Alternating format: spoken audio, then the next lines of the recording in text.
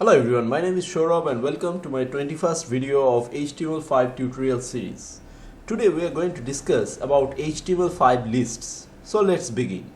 Lists are generally used to display some item names or place names or anything in a specific manner. In general, there are two types of lists, unordered lists and ordered lists. First of all, we will discuss about unordered lists.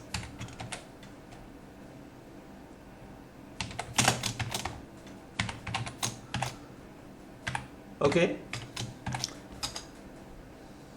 to write an unordered list, first of all we will have to write ul in the opening tag like this. Okay, then we close the ul tag here. Now within this ul tag we have to add li tag. Li is a short form of lists and we close it like this. Now within this we will write the name of the items. In this case it's coffee. Let's copy this and paste this two more times. We add two more items here. Now let's save it and let's check in our browser. You can see here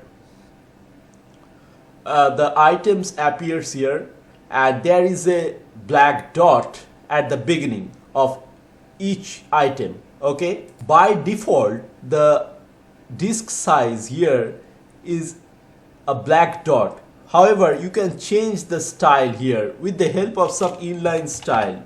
Okay, you declare style here, then equal to, then within double quote we write list, then dash style,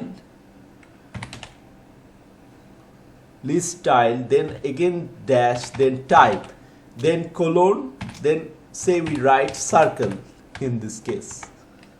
Okay, then close it and save it and let's check in our browser. You can see here the rings appear. These are called circles. Basically there are three types here. One is the disk, one is the circle, and is the square.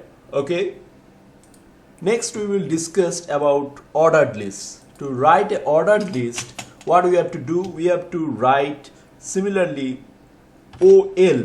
OL is the short form of ordered list. We close the OL tag first here like this. Now within this we have to write li. We close the li here. Let's add some more items. Let's copy this two more times.